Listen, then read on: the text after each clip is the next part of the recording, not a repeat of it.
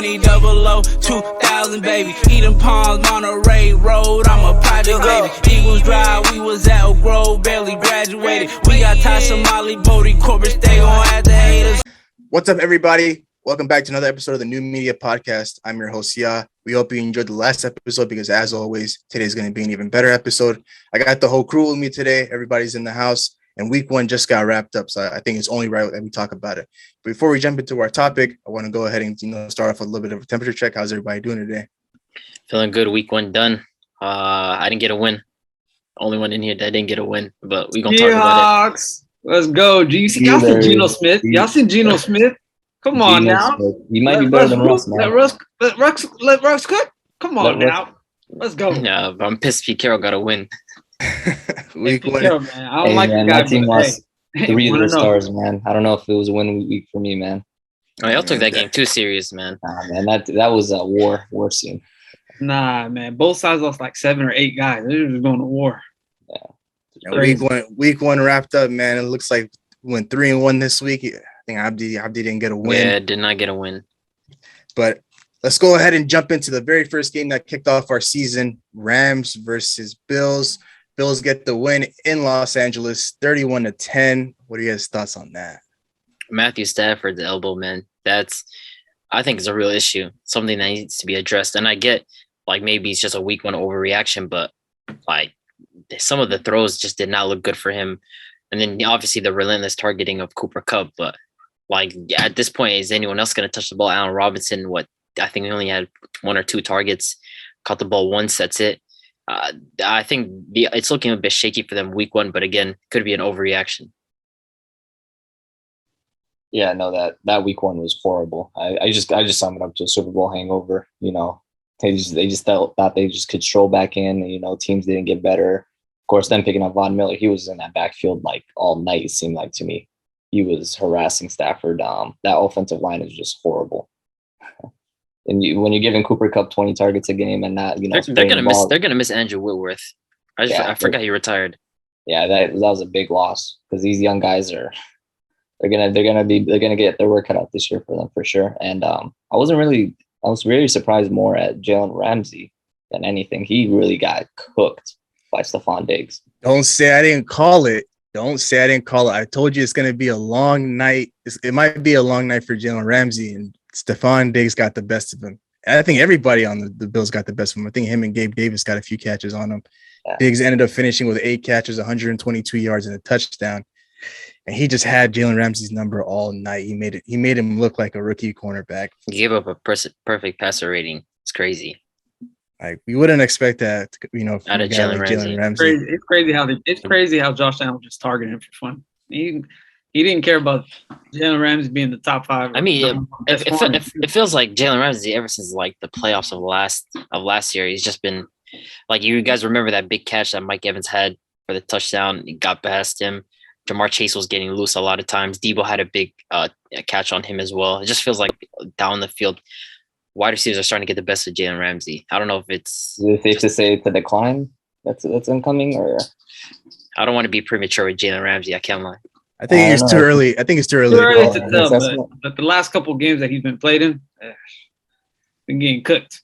I think Josh Allen looked great, though. I mean, he came out that very first drive. I think that's that very first drive ended in a touchdown for Gabe Davis. Even, you know, with the 2 picks and, you know, the fumbling issues that they had, I think the Bills were still able to, you know, pull it all together and then, like, clamp up the Rams and still put up points on them. So, Josh Allen looks scary, man. He wants to come for the MVP. Bully ball. Especially that touchdown he ran over Bobby Wagner for is bully. And that one corner he just stiffed arm, put him to the ground. Yeah, it's scary to see what he can do in the open field. Yeah, the fact that he's mobile like that at like 260, 280 that he's at? But he's like 250 and he's like 6'5". It's ridiculous. He's a scary quarterback. But shout out to the Bills D lineman, though, man. Rushing forward the whole game and still getting to Matthew Stafford most of the time. Pretty amazing. That is an embarrassment on the Rams, though. Yeah, it's a big embarrassment on the Rams. The Bills just legit do not blitz. That's just who they are. They don't blitz. They did not blitz at all. Von Miller was a terrorist, though. You can see that, like, during the game, Stafford couldn't get a lot of the passes over top. It's a bunch of 5-yard outs, curl routes to Cooper think Cup I outside. think the only bright spot for the Rams definitely was their corners and safety plays, especially their safeties. I felt like they kept them in the game. I think Mike Scott or something. I think Mike Scott. Scott. Yeah, Nick Scott. Yeah, Nick Scott was That was the really. guy that got stiff arm too. But Yeah, he got stiff arm, He had but- he had a great game though. He had a great game. So I think that was the only bright spot, that their safeties actually look better, because like the years past of Ian Rapp and those guys, it was bad. Yeah, They were getting I picked think- over. Yeah, they were getting No, picked No, over. I was saying like just overall, at least that is a bright spot. Their corner play, their overall safety play, they got a couple picks, but Mhm. still though, like Stephon Diggs was like they picked out their best corner. They went best wide receiver versus best corner, and like the best wide receiver won. That's tough on them. King of the hill type stuff, like come to the top. Yeah. One on one. We're gonna see who's gonna win. Diggs came out, so he balled out. Josh Allen balled out. That D-line balled out. Von Miller balled out. So tremendous game from the Bills. Rams got the Falcons coming up. We're gonna see what happens for them. So I think Bobby Wagner looks a bit washed, in my opinion, Mm. especially after watching that game. Just like Wilson leaving Seattle, it comes with a little effect. We'll get to Rub off on Wilson. it too. We'll get to Wilson very shortly. Another upset this week. I don't know what might be the upset of the week. The Bears or the Seahawks. But we'll go ahead and talk about the Niners and the Bears. It was more of Hurricane Very- Katrina over there in the weather, man. That Yeah. weather was just terrible. Like the thing is, BLS has Debo Samuel in fantasy, so it's a bit tough on him. He lost to me this week. So like before the game, I was considering, should I start Ayuk at the flex, and then I seen the weather. Then I was just like, absolutely not. It's going to be a game of handoffs. So I mean, I'm a bit surprised. It just felt like Trey Lance wasn't ready. Of course, the weather played a factor, but just felt like it was really shaky. And then Justin Fields, again, we mentioned this before, that the D-line was getting to him. There was a lot of pressure in his face, but I feel like he did well for the circumstances that he was in. Yeah, no, Justin Fields really surprised me. He looked very poised. I think he was. I mean, this is the second year, right? So Yeah. he looked very poised for a second-year quarterback. I wasn't really expecting that out of him, and he basically just like kept them in the game. Of course, the weather was just horrible. Like the guys were dropping passes, guys were not, getting to the second level. So I mean, yeah, it was bad. And the fact that they lost Elijah Mitchell off of that game was a huge loss, in my opinion, because now you know what it is, man. Now it's for Debo to go back into his sweatshop and play running back. Debo was back into the sweatshops that second half. They had him at running back, and it did not go well for him a couple plays. And him slipping, getting hit on the floor, and Yeah. him not getting any type of traction on the field. It was a pretty bad game from the Niners. I can't lie to you. I don't feel like they came prepared for the rain. And Justin Fields, man, he came out, started to hoop. We made some big plays late in the game to win the game for them. So shout out to Fields, man. A lot of us had our predictions saying Niners are going to win, but you guys had him blowing them out. I had him pulling up, couple- but to be couple of us honest, had in my defense, I blowing them out. didn't expect the weather to be like that. Yeah, I didn't expect to be. Weather was Katrina, wild. man. It Weather was bad. wild. But still, though, Fields came out, made some plays where Lance could have made some plays on the opposite side where he couldn't. So, yeah, I won't judge Lance off this game. I'm not going to judge him. of the I'm not weather gonna judge him off conditions. this game, though, at all. I'll give him another week to, I think next week he'll bounce back against Seattle. That would be an interesting game. I don't think so. You're a little bit high right now because off this win. So, Of course. but losing Elijah Mitchell will hurt. But at the same time, the Niners, they rotate running backs like no tomorrow. So Jeff Wilson's just going to step in, and they also have Debo who plays. Don't think they signed Dearness Johnson this offseason as well, too, right? Yeah, from the Browns, right? Browns, right? Yeah. So he's a pretty solid back too. So him and Jeff Wilson, yeah, we'll see who's comes to the top. Yeah, not too many bright spots coming out of that game. Besides, the Niners defense, their D-line was getting to Fields, but we expected that. And then also, just the Bears coming out with the win was very unexpected. I know Belis is going to like this one. The Bengals losing to the Steelers. I can't lie. That's Joe Burrow 5 picks is crazy. I know 3 of us in here were so high on Joe Burrow. For him to go out there and throw 5 picks and for the game to end that way, it's disappointing, to be honest. Very disappointing. That's just how I can sum it up. There's no other way for me to talk about it. It's just disappointing. Burrow's having six turnovers and the Steelers only by 3 points. Yeah, I can't. That is embarrassing on them too. Shout out to that defense, man. That defense, they did wonders for you guys. But I do want to say one thing, man. offensive side, man. Linsanity, remember Linsanity, right? Yeah. But don't compare him to Joe Burrow, bro. Don't compare him to Joe Burrow. Joe Burrow's Cinderella story, it was cute and all, the little dancing, the little, the little bling bling, the little whatever thing get up that he had going. But when it comes down to it, this guy is not an elite quarterback. Simply put, he's not. Just based off one game, though? No, I'm Against one of the best defenses in the league.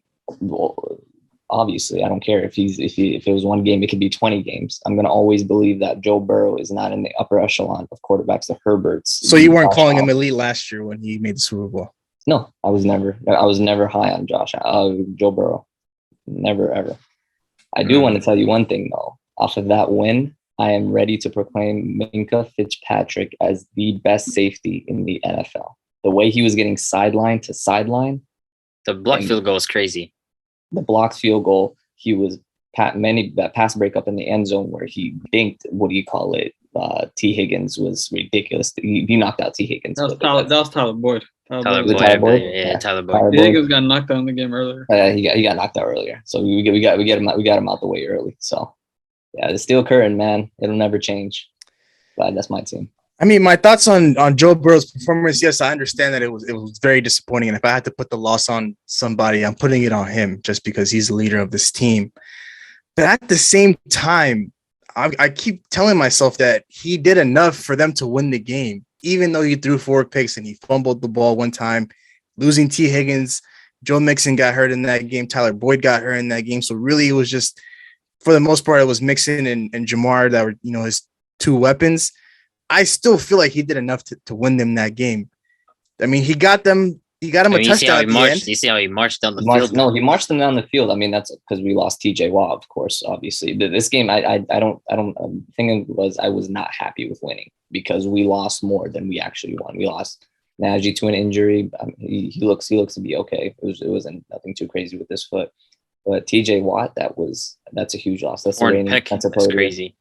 Yeah, torn pec. So it's a tough loss, but apparently he's gonna, not get surgery and he wants to play through it. And I don't know. I don't know what's with the Watt family, but they just tear stuff and just play through it. Yeah, big loss for TJ Watt, man. Joe threw a pick 6. So if we take away that pick 6, I mean, the score is 20-16. Yeah, you got to talk about the offensive side of the ball. I mean, the Steelers didn't look that great. About the offensive side of the ball. I do want to say one thing. You guys do have to take into account Trubisky's a backup quarterback that's starting for us. You know that, right? He's a backup quarterback in this league. Would Kenny Pickett and Mason Rudolph do anything better than him? I felt like Kenny Pickett, he should have been thrown into the fire. That is everybody says. In a divisional game, you just can't do that. Kenny Pickett is not winning you that game. He's not winning you that game. I'll be honest. It's not that he's not going to win. I just want him to be thrown in the fire, start from year 1 instead of, starting from year 2 or late in the season when Trubisky gets injured or he starts messing up. I'd rather the mistakes happen early, so then it can be fixed. But I mean, other than that, I felt like the game was very, very well fought. Both teams were lost players. It was very, very rugged game. I feel like your run block game though has to upgrade like big time. Yeah, especially for Najee. It's the same problems as last year, and this time we guys don't got Big Ben to save y'all. That guy never has space to run. Yeah, it has no space to run. He touched the ball. Ever since we lost the elite running game after Le'Veon left and everything, DeCastro retired. I felt like the Steelers just abandoned, fixing the run game, and now we want to, basically invest in other. We've always been known for great running. I don't know why we ever abandoned that. So hopefully he comes back. Hopefully. Or otherwise Najee's going to be injured every other game. That Bengals online was very disappointing in my opinion though. Like you guys really got after Joe Burrow like very early in the game and throughout the whole game. But I hate it had to be my guy, because I thought he was going to come out and, have a strong start to his MVP case, but that was, complete opposite. I think he only threw for 330 yards, 2 touchdowns, 4 picks, and a fumble. You did say he was MVP. Are you still willing to stand on that claim? Of course, never gonna go back on my word. I'm not gonna let 1 week, dictate to the rest of the season. I don't know, man. There's other quarterbacks young quarterbacks that had great. I agree with you that we're not gonna let week 1 dictate how we think, right? Yeah. I'm with you on that. For Boat. this game. Nah, Yes. I can't For this be game, going- yes. I am with you on that. I know Boat. Big H Yeah. has something to say regarding Burrow. He doesn't want to say it. Stupid mistakes, horrible decision, throwing the ball into multiple spaces where defenders are there. It was a bad game from him. They should have been 1 or 2 turnovers, and they should have won by 10 to 15 points. But him doing a little too much, try to force feed his receivers in spots that they're not open. Nah, too fancy. Go back to the book. You can't be doing that. Our cornerbacks aren't the best. I'll tell you that. You can't be doing that against mediocre quarterbacks. So a cornerback. A lot of your elite guys' corners. picks were down the middle, especially with your safeties coming over and collapsing. So No, it wasn't even that. He was literally throwing into one-on-one coverages. So Sutton was getting at it. These are cornerbacks that are, not elite. So I'm just questioning what he's going to do against, the elite of the elite. I mean, he still tore you guys up though, even though he threw 4 picks and fumbled once. I mean, Jamar finished with 10 catches, 129 yards. Those are inflated stats, man. I don't How? know. How are they inflated? Jamar just like walked you guys down like crazy. Yeah, Jamar in that fourth, he was just something else. That's Jamar. He's that talented, but I mean, I think Joe Burrow did almost win the game, man. Jamar did. That's all I have to say. I mean, he's the one that's his throwing the quarterback. rock, right? He's a quarterback. Jamar's giving that guy a nice little lifeline. I'll tell you that much. But I digress. Yeah, I won't overreact on the Bengals. I think they'll bounce back next week against Dallas. But the next game we'll talk about is the Saints beating the Falcons on a walk-off field goal, 27-26. I don't think the Saints look good this week. Alvin Kamara didn't look that well. But Michael Thomas, man, do we have some words for him? Shout out James Winston too, man. He turned it up in the second half for them. I think that guy had like 200 yards in the fourth quarter. I'm not even joking. Yeah, 200. No, because I think it was the third quarter. He entered it was like the late third quarter. He had 45 yards passing. Yeah, He ended up with like 250, 255. I think honestly, my reaction to the game, I think it was more so James Winston building chemistry with his wide receivers and just like the offense, just getting into rhythm. Like they look fourth quarter, they just got right to it. I felt like the coach left the straps off. He was like, you know what? Yeah, go for it. Yeah, let's open up the playbook. Get it. I get they looked a bit disappointing first half, very slow offense. Everything wasn't like Kamara was battling a rib issue, but like we saw that fourth quarter, like famous Jameis, man. Like the guy was hooping. I mean, Jarvis Landry finished with 7 catches, 114 yards. I didn't even notice that until I looked at the stats. I wasn't even aware of that. I just know Michael Thomas had like 50-some yards, 2 touchdowns on AJ AJ Terrell. Dennis Allen's a very, defensive-oriented coach, so I kind of felt like this was coming. The Saints' offense would, struggle under him, but I didn't think it was going to be that bad to start off the game. Of course, it's probably just first-year coach maybe, getting the team, up and running and stuff. But Dennis Allen, man, he's gonna have to navigate this team. He has a lot of star power: Michael Thomas, Olave, Kamara. So it'll be interesting how it moves forward. Even the defense too. The defense started off slow. They were getting torn apart the first 3 quarters. And fourth quarter came, they didn't let. And the offensive, what was the weirdest thing was the offensive line for the Saints. Like I thought they were a fantastic offensive line coming in. Yeah, the Falcons were like just like getting pressure like crazy. Yeah, if the Falcons front seven's getting to you, that's pretty embarrassing. If they're in your quarterback's backfield, especially Jameis Winston is now the most mobile quarterback. You gotta protect him. So it was a very interesting game. I'm glad that they pulled it out because it would have been a pretty embarrassing loss to lose to your rivals. Division rival. MT13, man. Michael Thomas is back. Can't guard Mike, man. Fantastic game. On AJ Terrell, which is surprising because I don't think AJ Terrell's given up like a touchdown in about a year or something. Nah, he cooked him. I think twice, right? Twice. Yeah, he cooked him. Both touchdowns, man. In the same spot too, man. One of them, he just like ripped it off his head. He just took it off. Crazy. And I looked at the stat line. I looked at Michael pass. Thomas's stat line against AJ Terrell, and this guy has a personal vendetta against this guy because it was like something around 650 yards or something and like 6 touchdowns, and I'm like, yeah, it's ridiculous. Mm-hmm. And MT's back, man. He's back. He's gonna have to knock off some rust, getting up some more yardage and whatnot. But that was promising from him because it's been a while, and a lot of people have been underrating Michael Thomas, myself included. But he looked good. Yeah, a good week for the Saints. They're able to pull that one out, but they got the Bucks next week, so it's gonna be a real test. Next game. Hold on. Abdi, let me address this. You know what I'm saying? Yeah. Tampa's gonna lose. Informed season, week 2. Tampa's here. I mean, Tampa's good. if we're being honest, like, is Tampa really here? Like, yes, they beat the Cowboys, but come on, bro. It was like 3-19, and Dak Prescott is just was Dak Prescott. The team didn't look But good. Dak's better than Mariota. That defense is better than Atlanta defense. Yeah, but I admit the I Saints. don't wanna The get Saints. to comparing The it, Saints. you know? The Saints didn't look good, but it's not like the Bucks were just like crazy or something. They did Nah. well enough to win the game, but like it was just like one of those game scripts. But be it's week honest. 2 though, so after week 2, I want you to bring back that Saints are better than Tampa. Yeah, but the Look, Saints. We know the Saints and the Bucks. Like who has whose number? Let's be honest here. In the regular season, we know who has whose number. So I'm we not, gonna see. I'm not worried about that for next week. That's very true though. I mean, They did Ravens, what 5-1 the last 2.5 years. Yeah. It's been a lot, but when the They got playoff their time number. comes, though, it's wholly opposite. But week 2, though, I think Tampa comes up top, but we'll talk about that in the future. BLS, you had the Patriots beating the Dolphins, but unfortunately, the Dolphins win this one 20-7. What did I say about that offense? What did I rave What about word? this entire time? Bill Belichick is gonna feel the absence of Brady this year. There's no question about it. Like Mac Jones legit cannot get the ball anywhere. He has Foot Locker wide receivers and he's a Foot Locker quarterback himself. So like that's just a terrible combination to have. Bill Belichick, I told you this is the last year he's gonna turn water into wine. It's over for him. He just can't work with this team. It's You done. don't And have to- Yeah, I'm ready to like get off the Mac. You're- Jones. there's that no fast? crazy. I'm ready. That fast? You're that fast though. Week one. That fast. What I saw, That fast? what I saw on Sunday. I mean, if Tua is outperforming you, that it might be time for me to call it quits on that. Mac Jones just looks like a quarterback that is just not an NFL level quarterback, and he at best maybe backup. He's not a starting quarterback.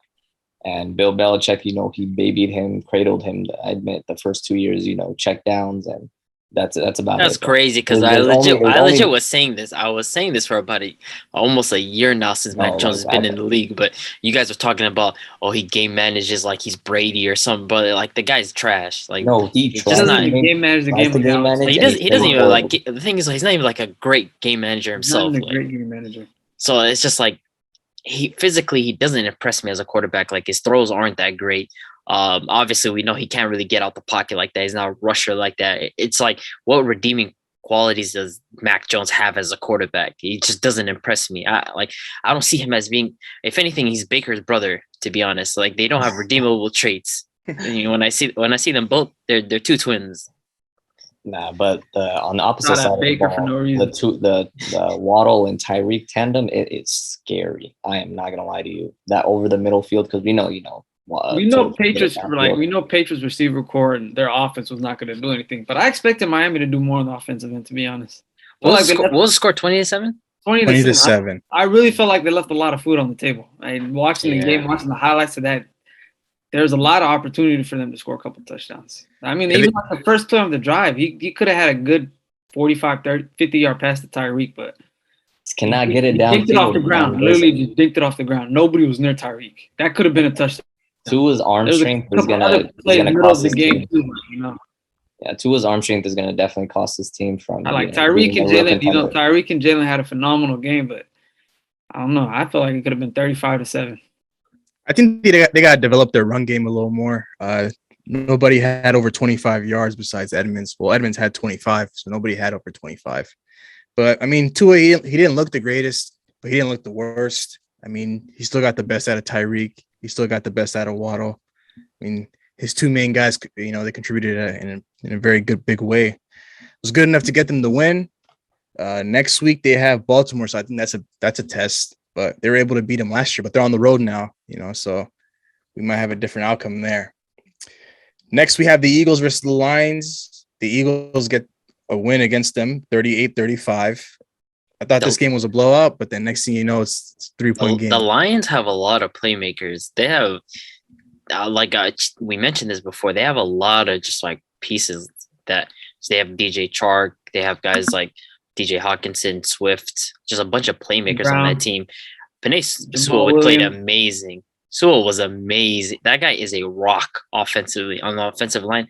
Amazing player, but the Lions just have a bunch of playmakers. Amon-Ra, Like they played honestly, it's what we were talking about when we were talking about like the division and where teams are going to end up finishing. Like the Lions are promising; they're heading in the right direction. They have a nice little core that they're going to build off of. And the Eagles, to be honest, they should be worried about how defensively they played. Like Second half. did Jalen Hurts half. did Jalen Hurts even have a passing touchdown? I don't think he did.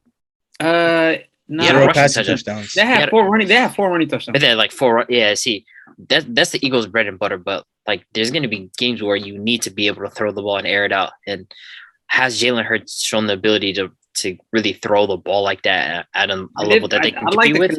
I like the connection. But AJ Brown's a monster. AJ Brown had a monster game, 10 ASAP. catches, ASAP. 155 yards, no touchdown. But that's just a monster game. I feel like second half though, they kind of let off the gas after they got that big lead. It was Yeah, up they like did. 31-14 or was it 38 something? It was 31-14.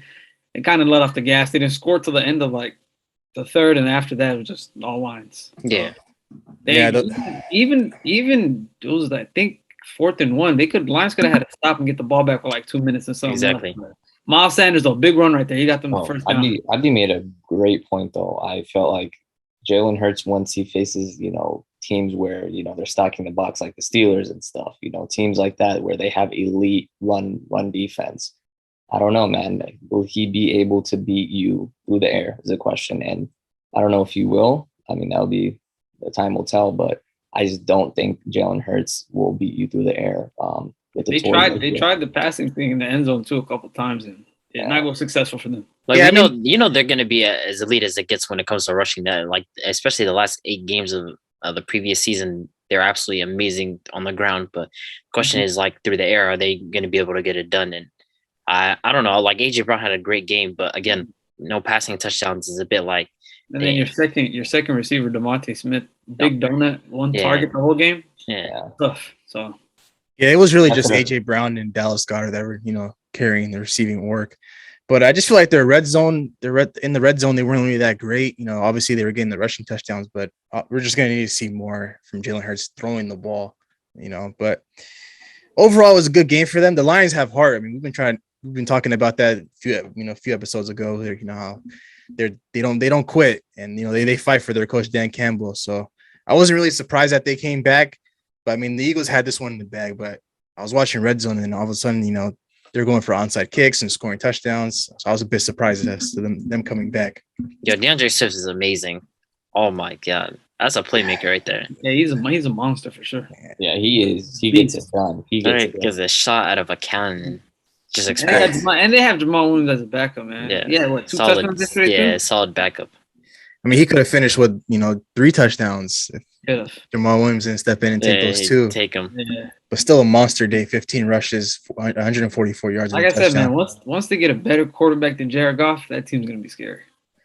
Yeah, they got to let go of Jared Goff as soon as possible because he's not it. I mean, I get it; he's the bridge quarterback. But but they even though they lost by 3 points with him as a quarterback, it was just they missed a lot. There was a lot of open stuff. He had that pick 6 that he thrown. It was horrible. With the better quarterback, they might put up a better fight and win that game. Next, we have the Ravens versus the Jets. I mean, not really much to say about this one. The Ravens pulled this one out 24-9. I feel like the Ravens came out a bit slow. Lamar's kind of shaky. I mean, you did mention the point about it, like he didn't play preseason and he has a whole contract situation going on. I'll add I play, and it is week 1. I don't tend to like overreact based on a week 1. Again, he got the job done. He did have that pick, but overall, the Ravens offensively were a bit shaky, and it's a question about their wide receivers. I did like what I saw out of Bateman, but the Lamar touchdowns, especially the one to Duvernay, the first one, an absolute dime. So there's no question about, again, who Lamar is. I think the Ravens overall offensively, they just look stale. They looked stale, but it is week 1. We're going to see how they look week 2, but I'm liking what I saw out of Lamar. So that again, the thing is though with the Ravens is just like offensively, like outside of Mark Andrews, who's going to be that wide receiver that steps up?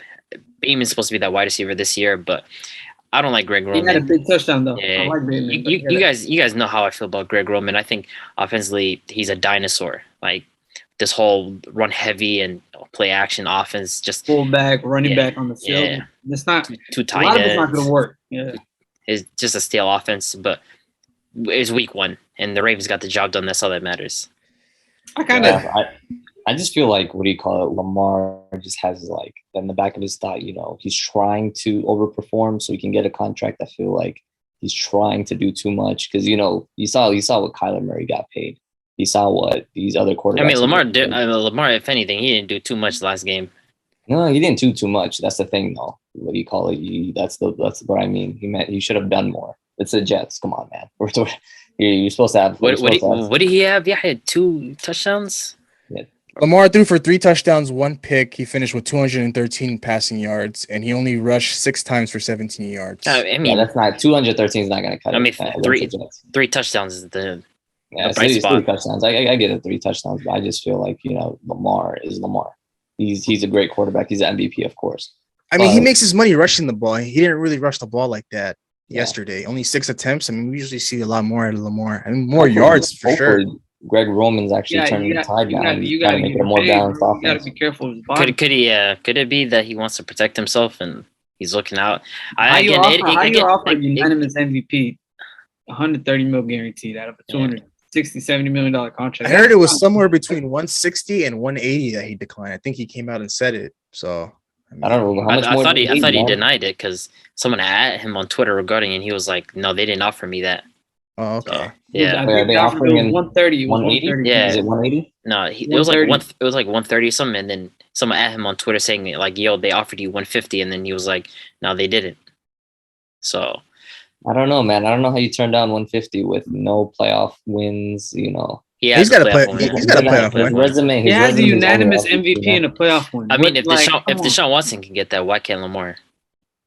If Deshaun Watson can get that, Deshaun Watson got a fully guaranteed contract, and that's what Lamar's looking for. He's looking for a fully guaranteed contract. You can't get a fully guaranteed contract yet. I just feel like it's not ready for him there. No, we asked you if Deshaun Watson got one. But Deshaun Watson got one. Why can't Lamar get one if Deshaun Watson has a fully guaranteed? Deshaun Watson's last playing season, he won 4 games. It's the Texans. Okay, what does that mean? The Texans are the Texans. It does not mean anything. That's all it is. It Texans means won. everything. They won 4 wins with David. They won 4 wins. They got 4 wins with David Mills.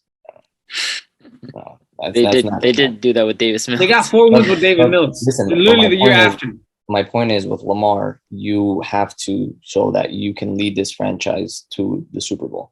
And I just feel like the Ravens aren't ready to commit that much money to him, like the Watsons, the Kylers. Right, he's 38-12 as a starter. What do you mean lead this franchise? His rookie year when he came in, he won 6 straight games. The next year, we saw the unanimous MVP season. He got blessed with great defense. How did he get blessed if they weren't even particularly good when he came in as a rookie? No, it wasn't. They were not good. Big Gage, what was going on with Joe Flacco before Lamar came in? They were garbage. Okay? Did they not have Marcus? Did he not come in with Marcus Peters? They lost 9. No, he did not. They had Judon. They had Marcus Peters. No, they traded for Marcus Peters. Before Lamar Peters. came in, that defense was trash. That is true. They traded Lamar. The year Lamar started though, or took over Joe Flacco, right? And they traded for Marcus Peters, by the way. That defense led the league in less yards per game or something like that. They were up there. Mm-hmm. They're up there. But I think they're up there with takeaways as well. They had a great defense, but the year before was pretty trash. Yeah, the year before was trash. He didn't even have Marcus Peters. Marcus Peters was traded for the next season. It was the Jalen Ramsey trade, I believe.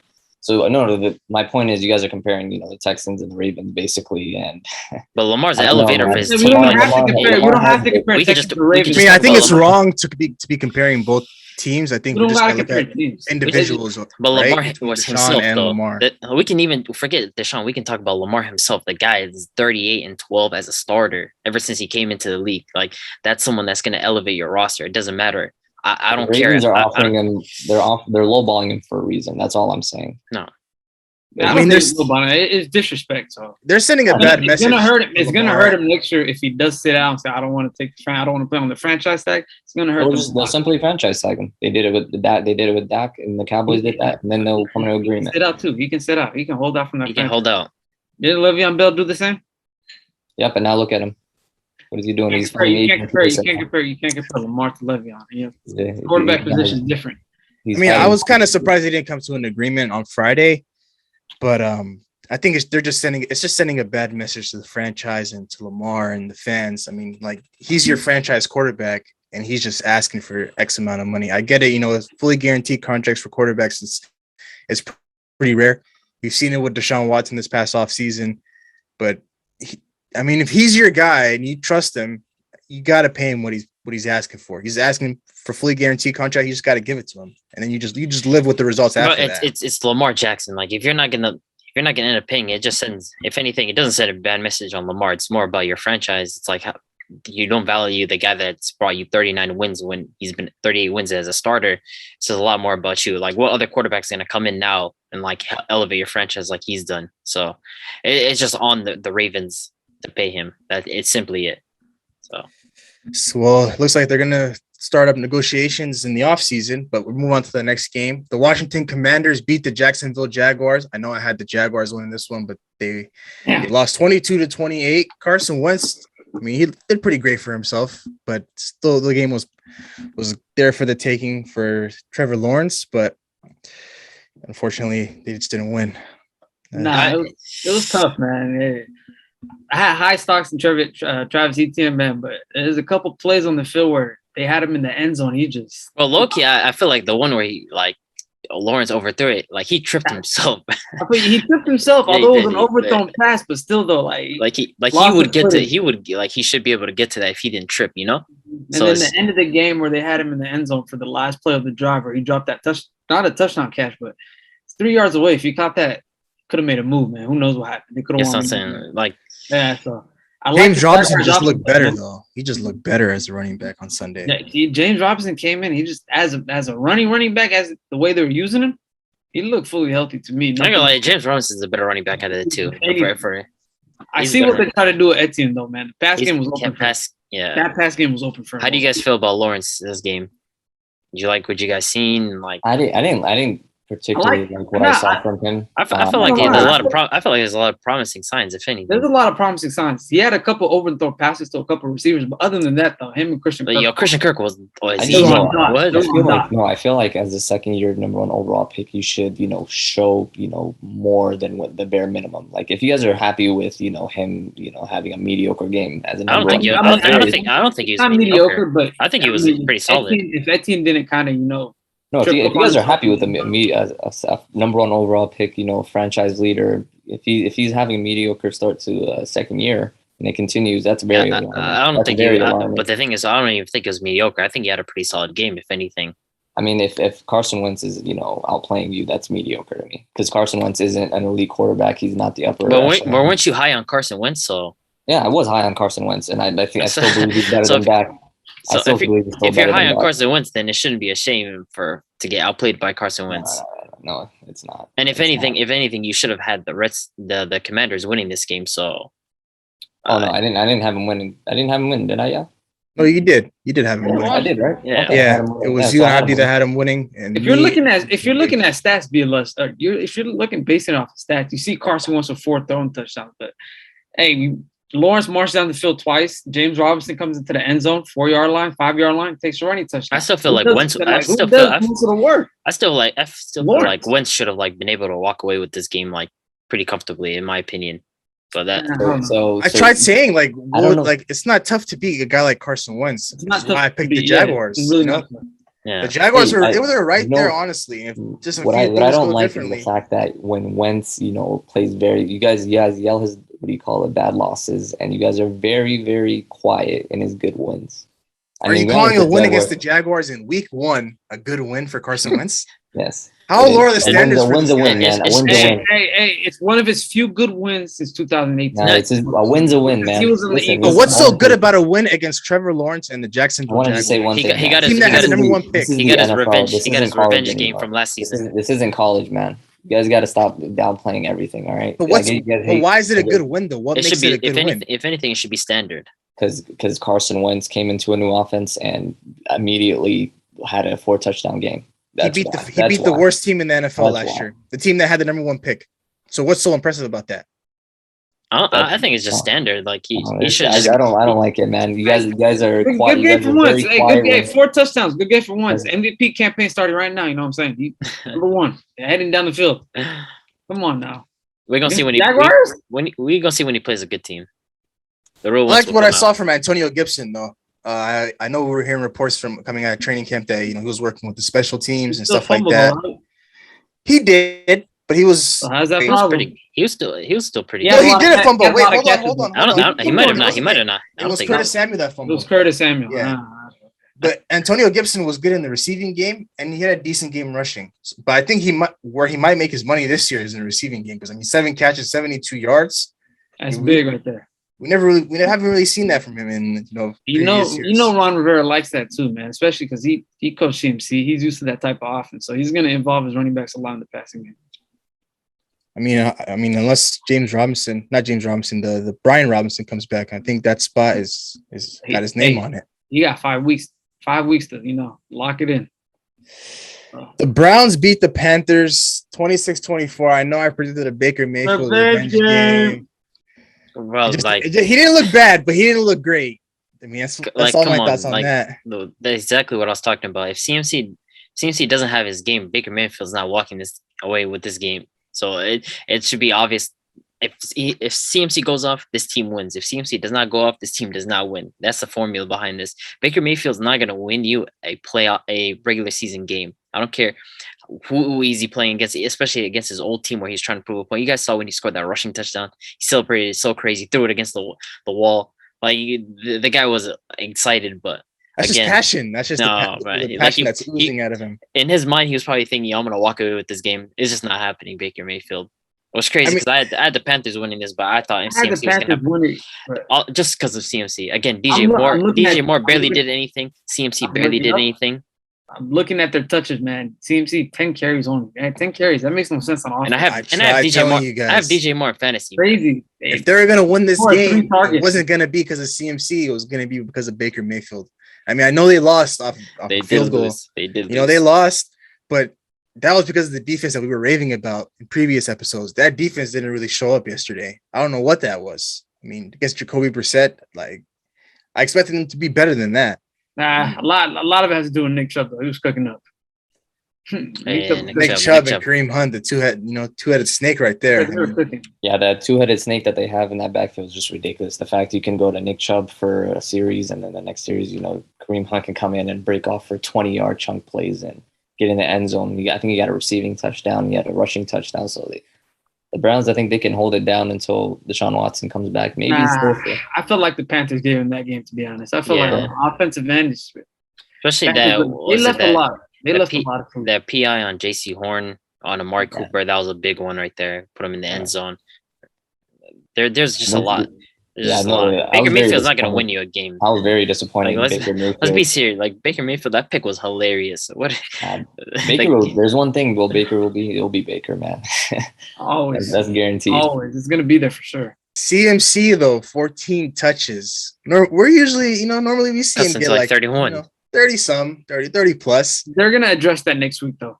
He's going to get 20 to 25 touches. Yeah, I think they're going to come back to reality and think, "Yo, Baker, you're not going to throw that ball that many times." There were drives where they came out and it was just 3 straight passes. CMC wouldn't even get a touch. And I think there was a play where I think Baker fumbled it and then CMC picked it up and just started running it. I did see that play. He can go nowhere. Baker fumbled the ball 4 times. He didn't lose any of it, but he fumbled it 4 times. So that's 4 dead plays right there immediately already. So that's a lot. I mean, that's more on the whole line than it is on him, right? I mean, of course, pocket presence and ball protection. Some plays look like it was taking time. I just can't put Baker Mayfield and pocket presence in the same sentence. Yeah, it looked like he takes his time. Reading the progressions, the plays, he holds the ball too much. You don't want to hold the ball too much. You got to let it go at some point. Sooner or later, you're going to get sacked and that ball's going to come loose. Baker Mayfield's pocket awareness is very, very bad. It is very bad. When I see him, look at his first read, and then after that, he just loses it. He just loses this whole quarterback idea of, actually being a quarterback. He gets lost.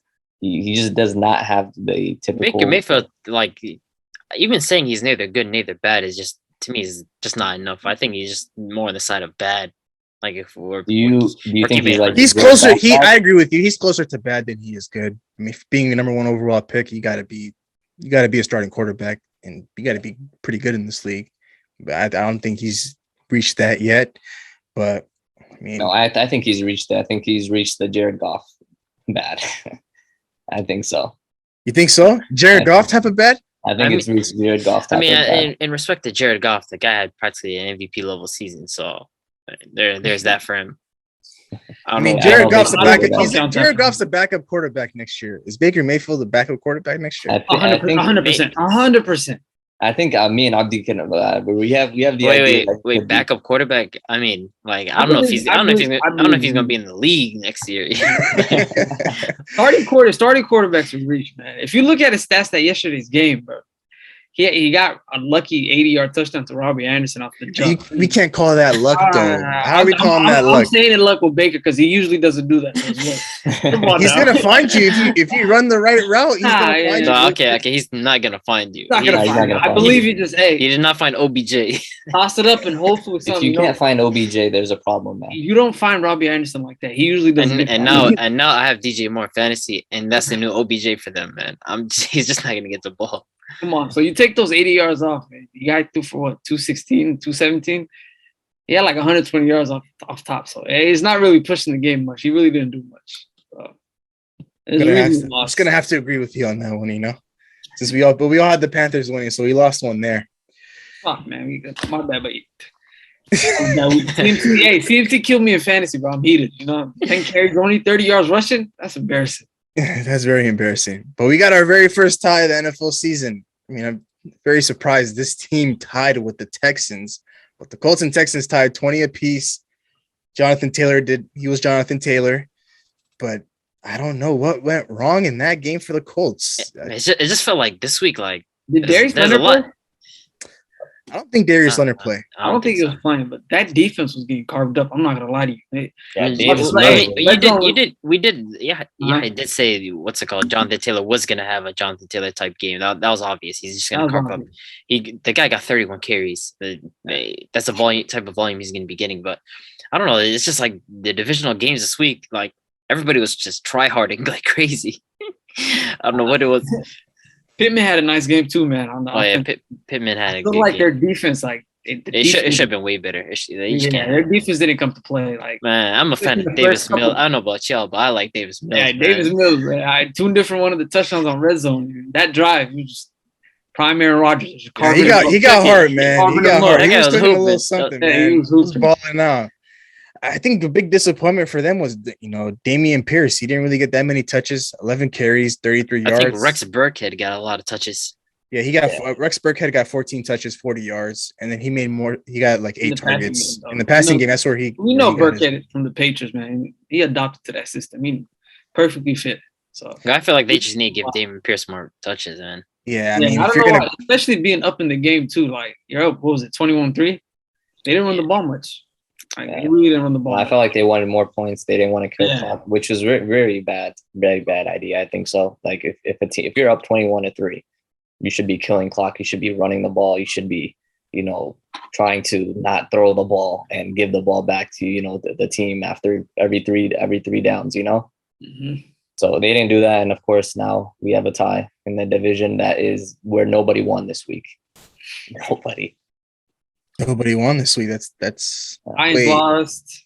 Colts, Texans tied. Who's the fourth team of that division? Jaguars. Jaguars. Jaguars. Wow, nobody got a win in that division. Nobody That's got crazy. a win. Man. Goddamn.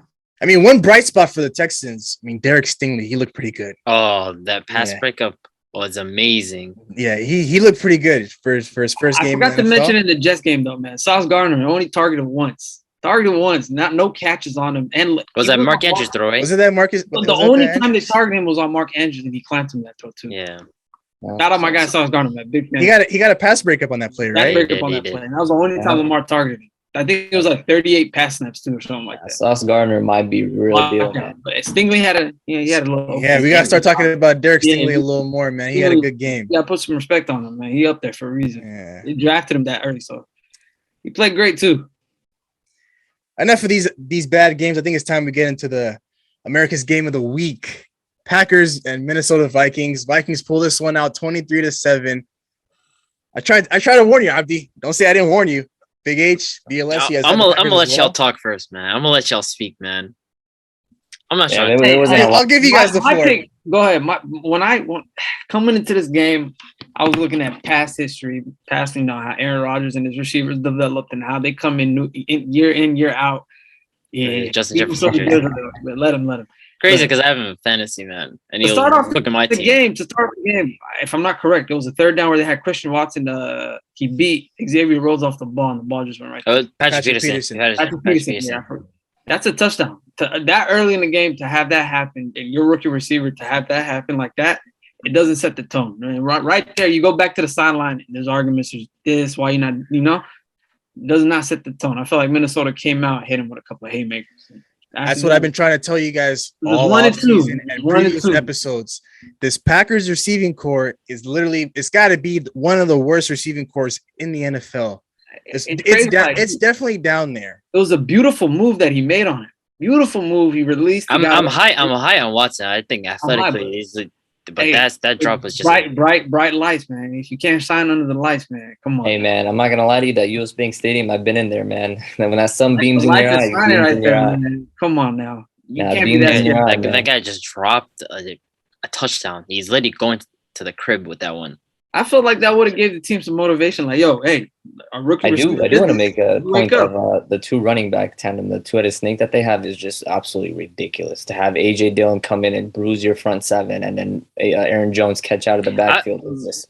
I gotta speak about this, man. I gotta speak about this. Matt LaFleur, bro. You can't hype up any of this. Matt LaFleur and Aaron Jones. I don't know what he has against Aaron Jones. I've been saying this for about 3 years now. Aaron Jones legit does not get enough touches in this offense. It doesn't matter what goes on. Like, he had that one monster season where he had like 18, 19 touchdowns. But even then, it feels like he never gets enough carries, never gets enough targets. Like, Aaron Jones is extremely explosive. Even that, what was it, that 4th and 1 at the goal, 4th and goal at where they gave it to AJ Dillon, he couldn't even get in. Zadarius Smith. I feel like Aaron Jones gets in that situation just because he's just way faster. He knows how to get to his spots. And I'm a fan of AJ Dillon, but Aaron Jones just does not, like, he barely got any touches. Like, the snap share was more in AJ Dillon's favor. And it's just like, there's a lot that can be spoken. I feel like Aaron Jones, like reading the holes, the explosiveness, the cutting, and everything. It's much. We don't better. even need to talk about the offense.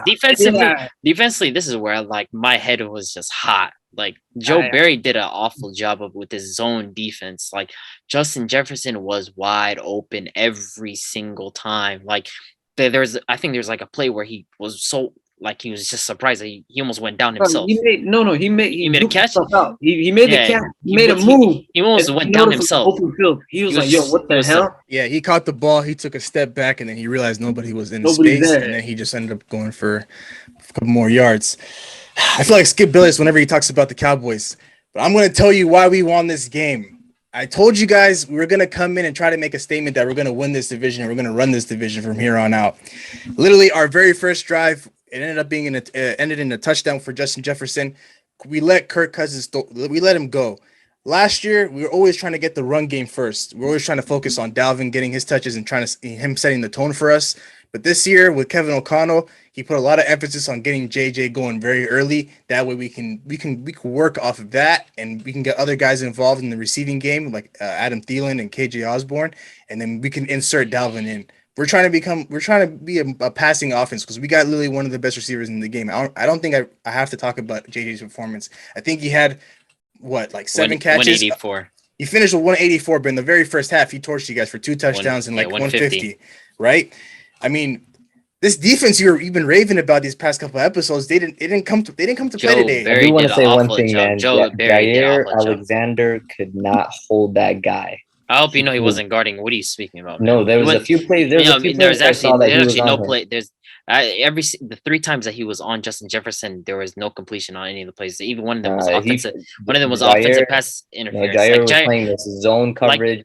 The thing is, it's not Jair guarding him. Jair was never guarding him at any point. You guys had zone defense anyways, which was a terrible idea in my estimation. The issue was Joe Barry did not want to adjust to Justin Jefferson being wide open, so he stuck in the zone, and these mesh routes were just killing us this entire game. So it's just like Jair can't. He mentioned this after the game. He was like, "I wanted to guard him, but like he's just following the coach's instructions. He can't just go and follow just Jefferson because that just messes up the rest of the defense. So He has to. You have to. You have He to make a can't- play. You have to. he can't. He can't do that. Like he Whatever can't. happens. No, whatever happens after happens in the. No, but that's not how has NFL to defense follow. works. Like he just follows the coach's instructions. If the coach has him in zone coverage, that's the only thing that he can do. So just Jefferson's all over At some the point, place. you got to speak up and say, "Hey, this guy's torching us." Somebody has to speak up. I mean, a veteran or somebody. He- Yeah, I was looking forward to that Jair versus JJ matchup this week. I mean, I told Abdi you better tell Jair to lace up his cleats, but unfortunately, we weren't able to see that matchup. But what I try to tell you guys, when I posed this question, like, what's stopping me from saying if you put Da and Justin Jefferson in Cooper Kupp's position last year, what's stopping me from saying they put up those similar numbers that Cooper Kupp did? I do want to say one thing. And I told you, Justin Jefferson can do that. And I do want to interject real quick, and Go I ahead. want to say this: the fact that Kevin O'Connell brought the Rams playbook over and putting JJ in the slides, you could some call it genius, some call it I don't know what you want to call it, but it's working. It'll work a lot this year, and if JJ's not getting guarded by the best corner, JJ gets his numbers on anybody. Let's not get it twisted. I don't know about Let's that. not get it twisted. I think the message we were sending this week. I mean, you were hyping up Cooper Kupp, right? And I told you he was working in the slot literally most of the last season. And he'll still do it. If you put Justin Jefferson in his shoes, he could do the exact same thing, and if not better. And what did he do? JJ said he wants to go out wide, though. He played the last play slot. JJ's been going out wide these last 2 years. Yeah, So coming out of LSU, he was a slot he can do person. that. So for him to go back into the slot, which he doesn't want to play, I mean, JJ is like all over the place, anyways. But you can have, it's not like JJ's is like a No, slot you can't. receiver. We're not the going thing that to you go found- ahead and label Justin Jefferson as a slot receiver like we do Cooper Kupp. Do you want to? What's gonna Do I- happen? No, I don't. I'm not going to label him that. I know Justin Jefferson's going to be all over the field. There's no doubt about that. Okay. He's just well, talented. The He thing can you do what hated Cooper Cooper Kupp- Kupp for is gonna happen to Justin Jefferson soon. And when he's called a slot corner, Yeah, but- don't get mad, all right? But we've seen JJ cook once before. We've seen that last season. We've seen his rookie season. Just because we see him in the slot now doesn't mean he can't cook once. The thing is, JJ's just like all over the place. Come Like on. yesterday we've seen him out wide. We've seen him at slot. We've He was just seen all him over the everywhere. place. But We saw him everywhere, but I yeah, felt Joe like Barry Kevin did an O'Connell- awful job. I do want to point out though, I feel like yes, we lost, but the Vikings to me, that third quarter, it just showed me the Vikings. That's who they are because you guys were stagnant in that third quarter, and even then, the whole score, it just felt like there's a lot left on the plate for the Vikings. And to be honest, offensively, you guys we got cooked by Justin Jefferson. Yeah, you guys but got cooked. But the second half, it's not like you guys were remotely impressive like that. Let's be honest here. Like I agree. We're not great. You guys were not great in the second half. So I'm just gonna say the Vikings offensively, they're not as crazy as we're like presuming them to be. Like But, that's hey, the first same- half. The first half, I can just I'll give that up to Justin Jefferson. 154, 2 touchdowns on us. But again, the second half, offense became extremely stagnant. There's a little scare where we scored a touchdown and then we got the ball back, but then you guys made some key stops. But overall, I just felt like defensively, like the front, we just got abused, man. Like we just got abused. Rodgers was under Those- pressure all day. Those two guys, Darius Smith and Daniel Hunter, it's the best 1-2 combo that we in this league is one of the best. I mean, they were getting to Rodgers with ease, and we know if you give Rodgers time and if he starts scrambling out of the pocket, Rodgers is going to make plays. But that's when he had Devontae Adams on the side. Now that he doesn't have Devontae Adams, he was still getting out of the pocket, but none of his receivers were creating separation. And you told me the Packers' offense was going to be at its most balanced state this year.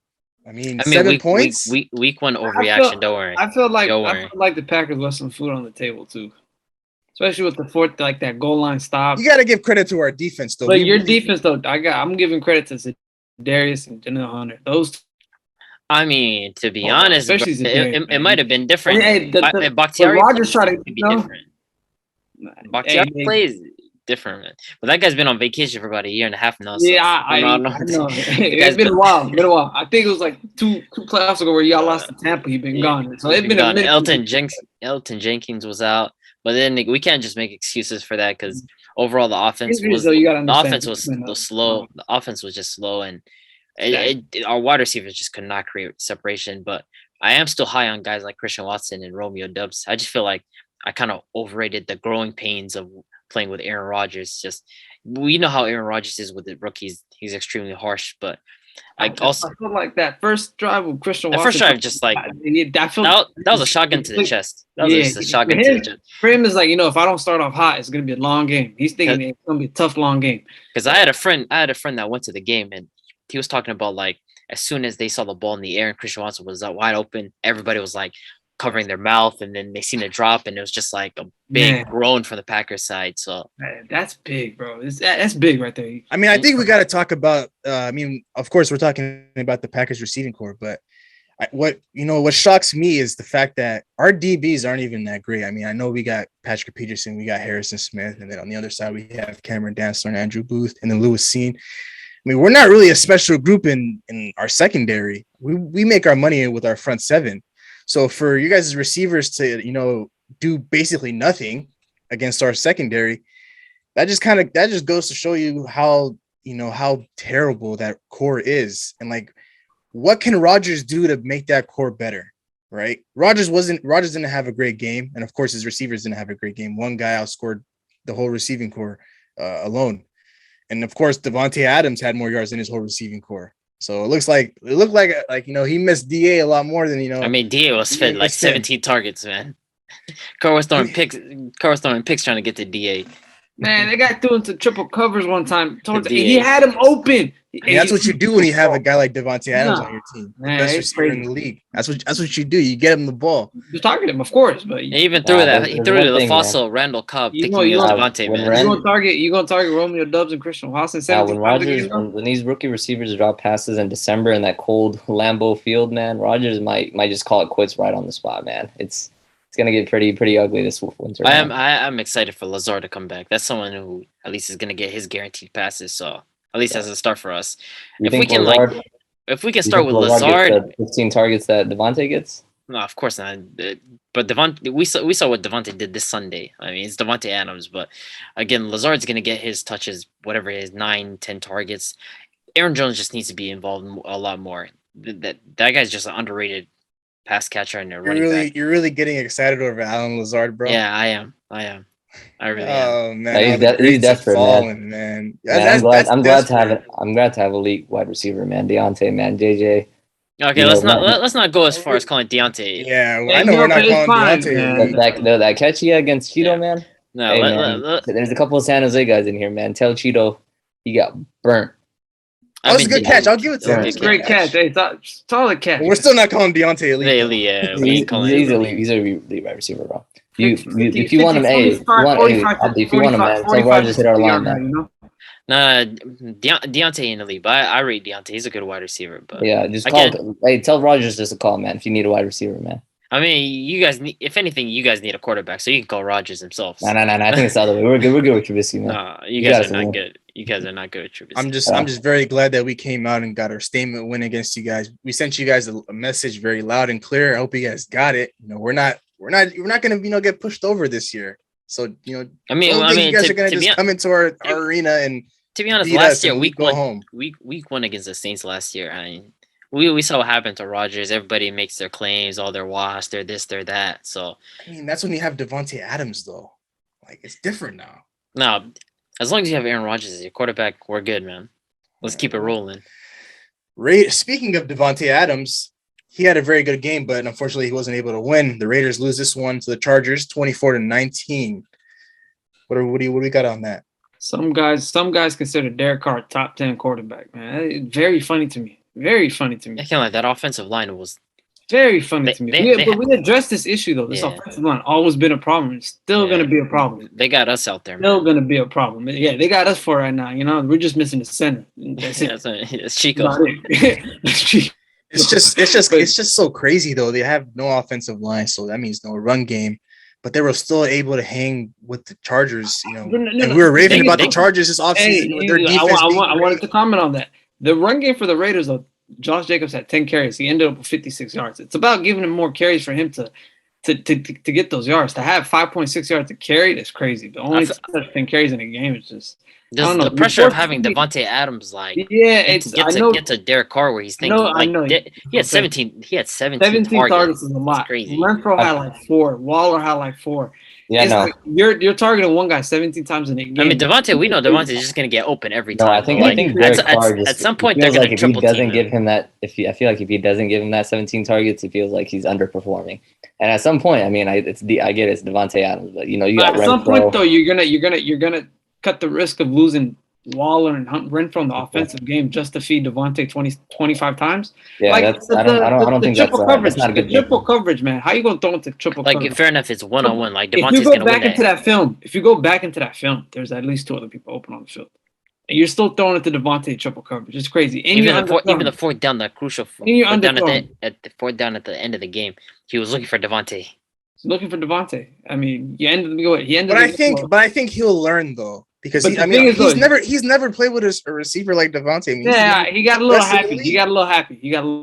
he's playing with his boy, someone he's familiar with. But Of course, if I'm you're gonna try to get my boy the ball. We saw that with Jalen Hurts this week. Mhm. I mean, he got AJ Brown the ball, finished with like 158 yards. So Mhm. I understand why he got him the ball that many times. But Hey, it's very bad to take away from everybody else around him, because I mean they have a very good offense. they could have won the game if the love was spread. They could have won the game. They only lost by 5, and all of us in this chat talked about how Chargers offense was going to be a top 5 offense. Herbert MVP contention, and the defense being a top 5 defensive team.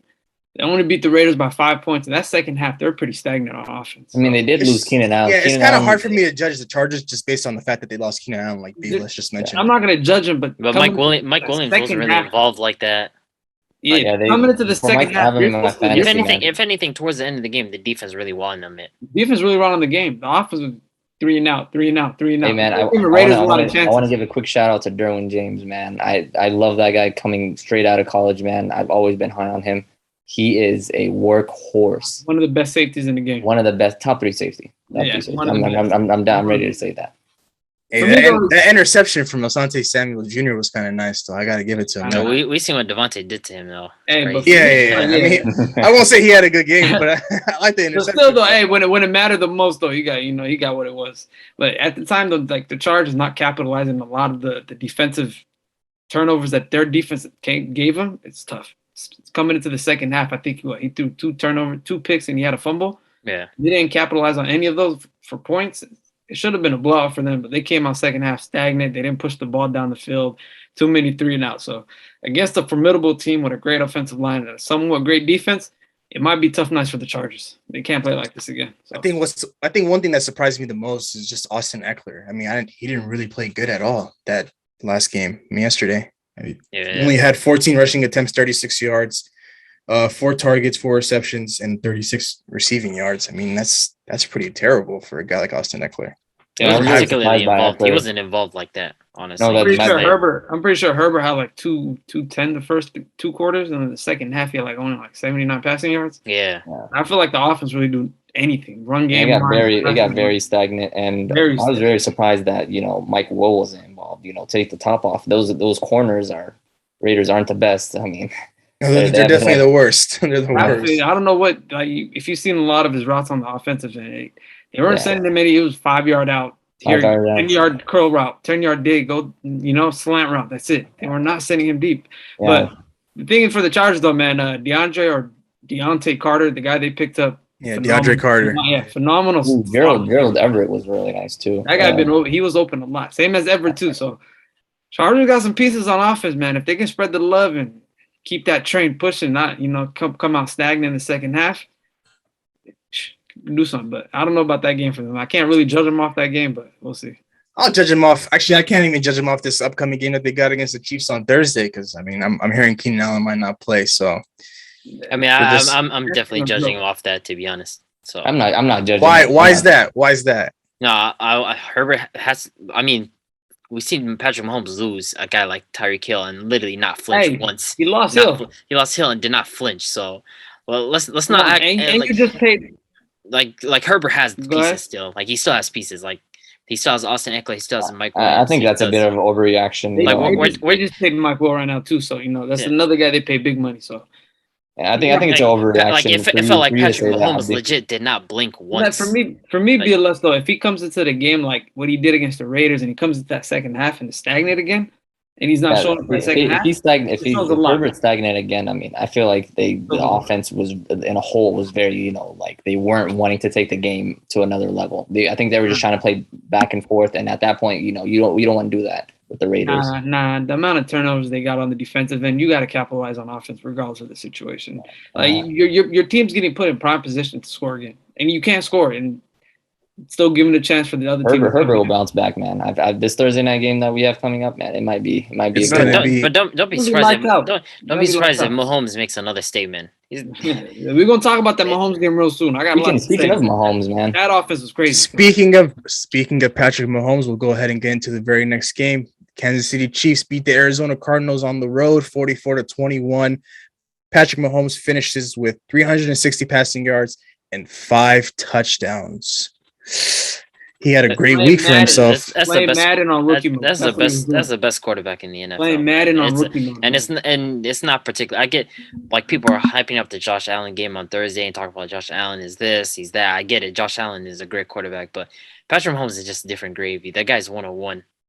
Just to go out. There's a reason why they brought him. We're so used to him making crazy passes, right? That game he had 5 or 6 of them, and it was a Hey, crazy amount of passes. And there was a pass to Kelsey where he legit like dropped it right over the defender I by think literally a margin there's like we just got used to his greatness. We got No, spoiled with it. That's what it was. Mahomes' greatness is so great that we see other quarterbacks do, these across the body stuff, and we're like, oh, that's Mahomes stuff, Like we haven't seen it before, and it's like it's ridiculous. I saw this one pass in the game where he just threw across his body, 20 yards, running away from a defender, right on the money.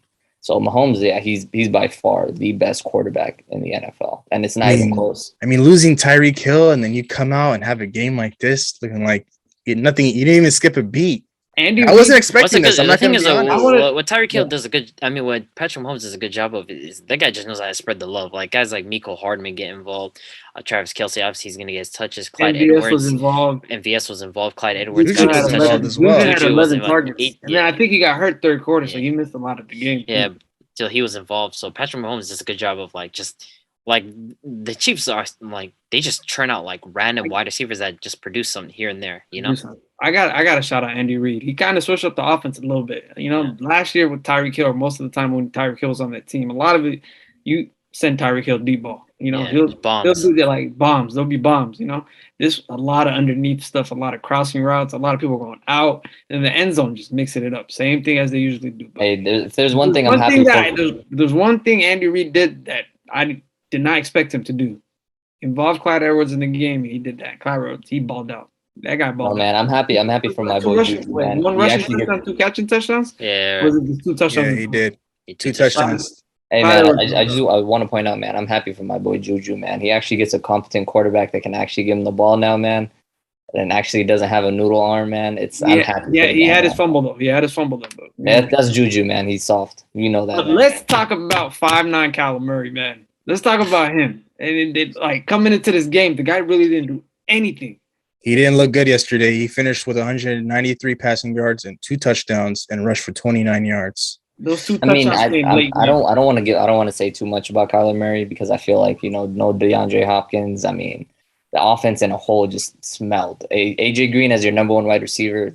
he has Marquise Brown. Even with Hopkins last year, he looked the same. It was no difference. Flustered in the pocket. Once after I can't bag But on a guy with no DeAndre Hopkins. there's multiple plays on the field, highlights where they posted on Twitter talking about this guy cannot read blitz packages. He can't adjust offenses to blitz packages. There's multiple times where he let the corner just blitz. Nobody picks up the blitz and he gets sacked.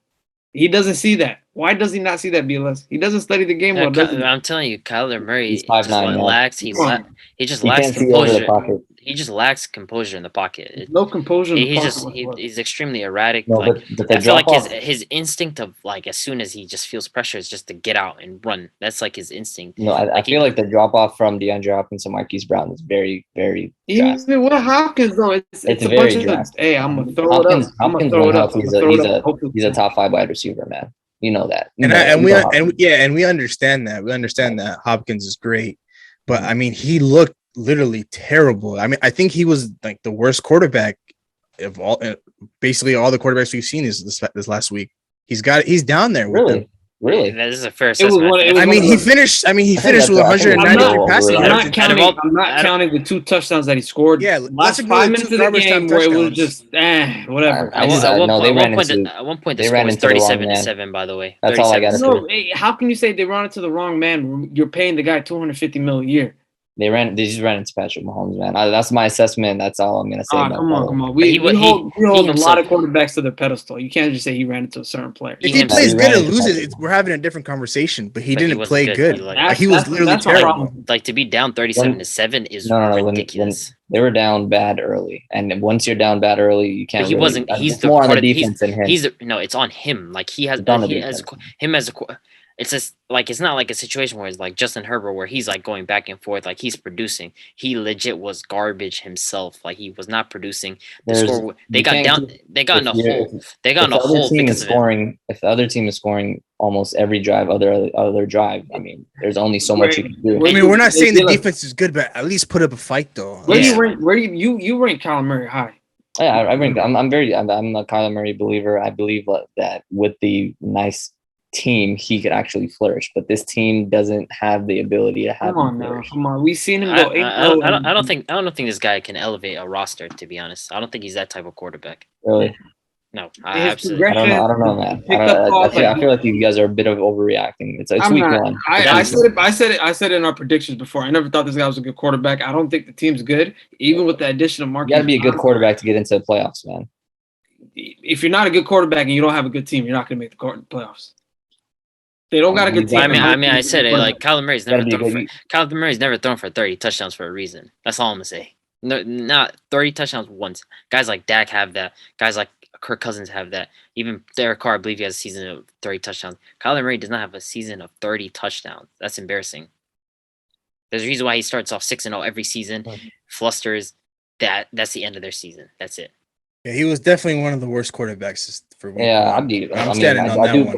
Before we move on, I just do want to say Lamar has one 3,000-yard season. So I mean, if he gets it with 1,000 yards in his leg, I don't mind. I don't know, man. You can't be a Lamar believer. Be less. and- Lamar has a unanimous MVP. Yesterday. Are we seriously comparing Lamar Jackson to Kyler Murray right It's now? like, come on, like, does let's be Lamar serious. have a unanimous MVP? I'm just yes or no? all I'm saying, man. Hold on, okay, but where are you trying to go with this one? Like, yeah, though? what's I'm, it? I'm curious. What does All I'm Lamar have saying, to do with it yesterday's Lamar, game? Lamar. Besides are his you MVP saying? Year, What hasn't are you touched saying? 30 touchdowns. Lamar, besides his MVP year, has not touched 30 touchdowns. So you But cannot, you what cannot, is- you but what is cannot- you Kyler cannot Murray- use that touchdown argument. Don't What use is- that touchdown. Why are you Wait, saying wait. beside? Why are Don't you use saying the touchdown. beside? Wait, Why are you why- saying why- beside? why do we Why beside does you? it not count? Why does it not count? Who says besides the unanimous MVP season? What does that mean? Like, Where he let's threw just 36 touchdowns. Where he threw 36 let's just touchdowns. throw away your best season. Yeah, so let's put that on the back burner. But you can't say that he doesn't have a 30 touchdown season. Of course, that's his game. That's his whole game plan. His game plan is to rush and to scramble away like a bad little kid. That's all he is.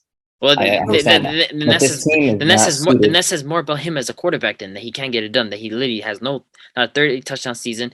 It feels like every single season they start off hot 6-0. There's They always fluster. been a link. There's always been a link between running quarterbacks and not winning. Colin Kaepernick, we've seen that. Colin The Kaepernick only went to the anonymous- He went to the He Super went to Bowl. the Super Though. Bowl. You went to the Super Bowl. You went to the Yeah, Super Bowl. And they lost by what? I feel 3 like points? you're just digging yourself Come on. into a big hole. To be I'm honest. not Yeah. digging myself into a hole. I'm just can you guys let me land without jumping me?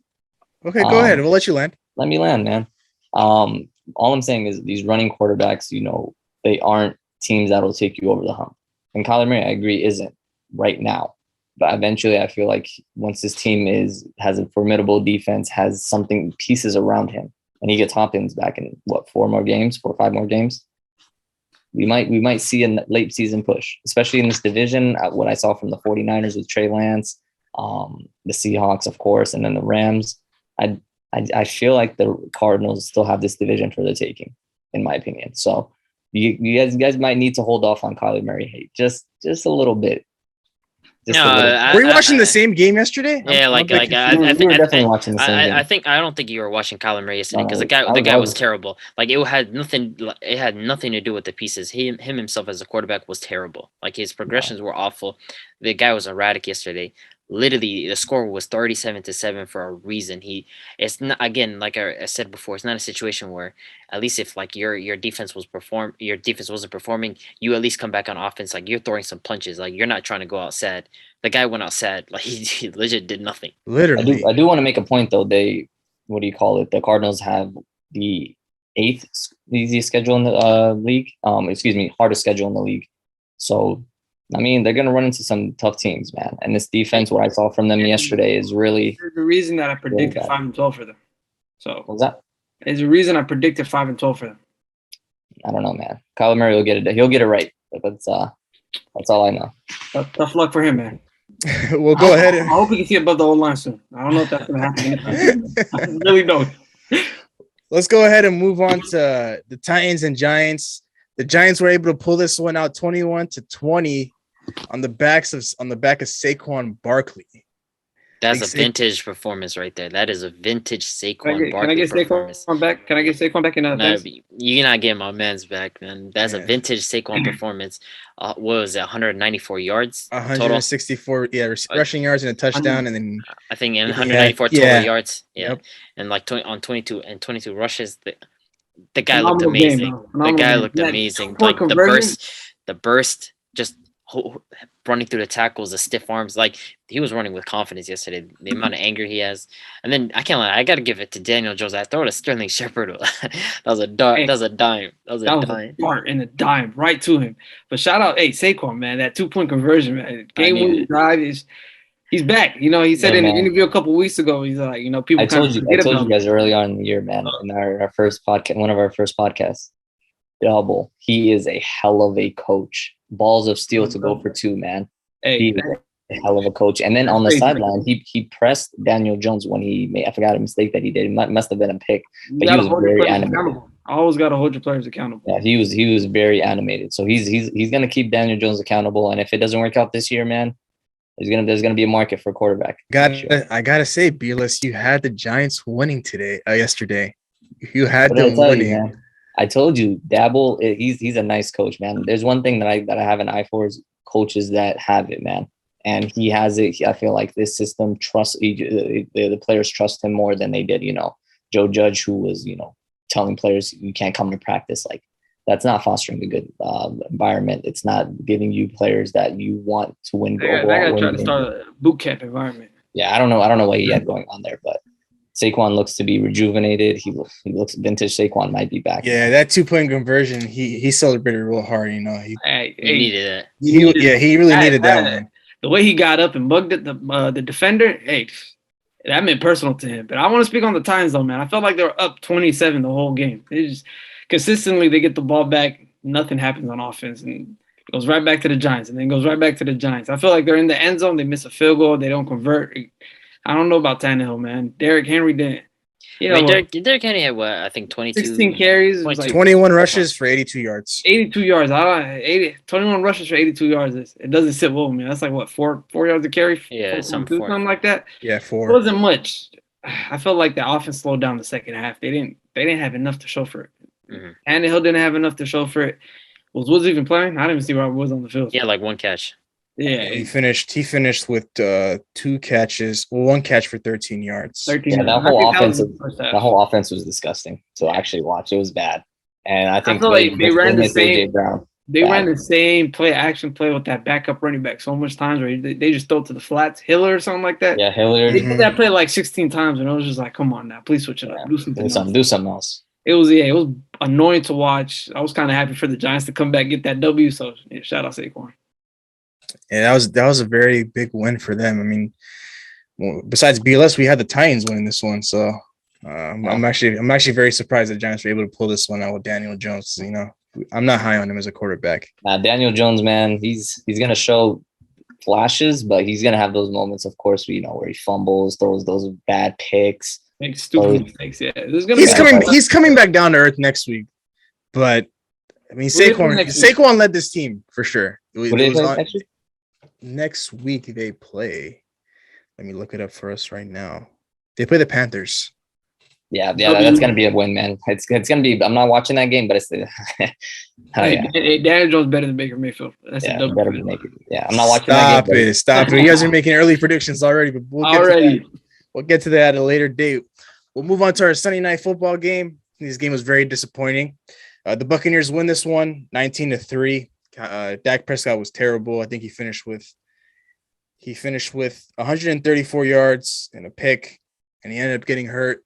Zeke didn't look the greatest. I mean, he was decent, but I think CD Lamb had 2 catches on 11 targets or something like that. yeah, 2 catches on 11 targets for 29 yards. I think the Cowboys all around were just pretty disappointing. They didn't look inspiring at all. And now that they hear news about Dak's hand being broken and him being potentially out for 6 to 7 weeks, they're gonna have to bring in Cooper Rush. So it's looking like it's gonna be a down season for the Cowboys. It's just, I mean, I had them potentially as my honorable mention sneaking into the playoffs, but now it's close to a lock that they're not going to make the playoffs at this rate. Hey, man, all I have to say is this is another thing that I was right on, man. The Cowboys not making the playoffs, man.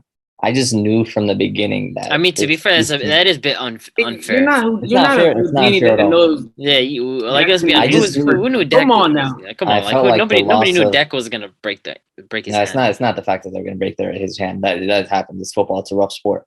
But the fact that this team lost Amari Cooper, didn't make any offseason acquisitions, big name acquisitions, at least something to show, hey, we're actually trying to win this division. We're trying to, strive for something at greater, maybe a championship, but they didn't show anything. And that was the reason why I had them, not making the playoffs. And I mean, now coupled with Dak's injury, I felt like that was the final nail in the coffin. So outside of the Eagles off season, I mean, nobody else really had a crazy offseason in their division. I mean, the Giants made a move for a coach and then upgraded the offensive line a bit. Yeah, and the Commanders got Carson Wentz. I felt like the division got better and they stayed the same, is in my opinion. So that I coupled with I don't believe the Commanders and the Giants got better like that. I think they did. Eagles, yes, but the other two teams, I really don't believe they got much better. I think they did. I think the other two teams definitely. I'm gonna stay on it. I don't think Carson Wentz is a really upgrade. I mean, there's only one team coming out of the NFC East this year. I'm kind of glad that it's only going to be one team, and it's going to be the Eagles for sure. Everybody else is just going to miss the playoffs. To speak on that somewhat of a stagnant offense for Tampa, I expect them to score a lot more points. I had not expect them to settle for, what was it, 4 field goals? 4 field goals, yeah. They looked a bit slow. They looked a bit slow on the offensive end. I felt like they were getting in position, but they couldn't finish in the end zone. Julio Jones wasn't that bad though. I was very surprised in how the offensive line held up actually for Brady. I wasn't. Right, yeah, I told you it's plug and play with Brady, man. It don't matter. Plug and play, man. It's ridiculous. Plug and play with Brady. I know Michael Parsons got home a couple Yeah, times. But I mean, outside of that, we can talk about that Trayvon Diggs though. He got mossed by Mike Evans. That was pretty nasty. That's tough though. It's Mike Evans. Mike Evans, but still though, man. If we're calling you one of the best cornerbacks in the game, gotta step up. Hey man, his peers called him a top 5 corner, man. Top 5 cornerback. He was all pro last year, right? He was all pro last year. Hey, he was all pro. You gotta hold your own. Gotta hold your own, man. That's all it is. It's not Mike Evans, man. You gotta hold your own. I felt like that Tampa offense was a little stagnant. I know Uncle Lenny, he had what, 127? 127. Yeah, 127. So I know they were in the end zone with him a couple times and it ended up becoming 4th down. They didn't convert. So the only problem I felt like is just getting to the end zone, finishing, scoring touchdowns. So losing Chris Godwin for another couple of weeks, it's going to hurt. They rushed him back a bit early. Yeah. I feel like they rushed him back a bit early, but he hamstring pull. So they said about another 2 to 3 weeks. We'll see. That means Julio, man. I mean, you got Julio and Russell Gage made it a little small. But how long is Julio going to be healthy for? Yeah, I was pretty scared of that pass that Uncle Lenny hit Michael Parsons where he caught the ball. It was a 40-yard catch? Kind of landed on his back, and it took him a little second to get back up. I was like, oh, nah, he must have pulled something, must have broke something. I was like, first game, Julio, please no. But I don't know. And a little on the older side, but I feel like the Buccaneers will pick it up eventually. I mean, they just got to really mesh with this new group that they got. I mean, they had Godwin back for a little bit last night, but now that he's injured, they're going back to guys like Russell Gage and Cameron Bray and Brashard Perriman. You know, these guys that Brady's really not familiar with. Brady targeted Perriman a lot. I don't think he got any catches. He had like one or two, but I felt like he was targeted a lot in the end zone. He didn't do much. I think with Godwin now, I think Brady's just going to rely on Mike Evans a lot more. We'll probably see it next week when he's lined up with Marshawn Lattimore. But I know we've seen Marshawn Lattimore get the best of Mike Evans, but I mean, Mike Evans is the only guy that Brady's got, so it's all on him for him to get the job done. That's going to be an interesting matchup. Lattimore, they do not like each other. No, they don't. Do not like each other. No, those two guys do not like each other. Yeah. But we'll go ahead and move on to the last game of the week. The Seattle Seahawks upset the Denver Broncos 17-16. They spoil Russ's return to Seattle. Yeah, They said let let Russ cook on his homecoming. Good luck. You know who cooked? Geno Smith, man. That he's 32, but he's the future of the Seattle Seahawks, baby. We want to know, baby. We Wow. Let's go. Today I felt like, I don't know, man. We came out different, man. The guy started 17 and 18 in the first half. 12 of 12 to start the game. 12 for 12 to start the game. Pete Carroll, I've never seen you act like that. He came out on some hot stuff. Beautiful passing, beautiful plays, beautiful setup. So I shout out our defense, man. Although we lost Jamal Adams, I think he might be done for a while. Our defense held up. Shout out our defense, man. That was what Chico was talking about. Game, man. Daryl Taylor, Brooks, Kobe Bryant. I forgot the other midfielder, 57. I forgot his name. I got to remember his name, but that guy was off some pre-workout. He was going crazy. So I think what surprised me the most is, I mean, actually, I wouldn't say it surprised me because I predicted the Broncos, disappointing a lot of people this year. What surprised me was the pass game for us, though. I didn't expect Geno to come out to let Pete Carroll letting us pass the ball that amount of times in the first half. I didn't expect that much. So no, I was really surprised at the Broncos defense. They had silly mistakes, multiple PIs. There's a lot of penalties on their side of the ball. I saw that. Seattle always been a team that racked up the flags on every game. They'll pick up 100 yards, 120 yards on flags. I was pretty surprised we kept it down to the minimum of 25 yards. So it was good to see. Let Russ cook. Not at Seattle though. I did say that Russell Wilson wasn't going to have the revenge game that everyone was predicting. Just, I predicted that the Seahawks would play him a little tougher. But, I mean, he just looked like he didn't really trust his receivers today. I mean, Jerry Jeudy had a touchdown, but, like, that was a wobbly throw. The first half, he didn't really trust his receivers at all. Like, he just looked like, I mean, I know Russ is a guy that works out with his receiving core in the offseason, but it looked like what they were practicing didn't really get put on display today. Yeah. Javonte looked great up until that fumble. So I think they're going to probably go back into a little two-man committee with him and Melvin Gordon. You're forgetting that fumble. Melvin had a fumble literally the drive before on the end zone on the 1 yard line. So yeah, they both fumbled at very bad times. I feel like Javonte was in the game towards the end after his fumble more than Melvin. I mean, he had like 6 or 7 catches. I know he had like 4 catches like those last 2 minutes of the game.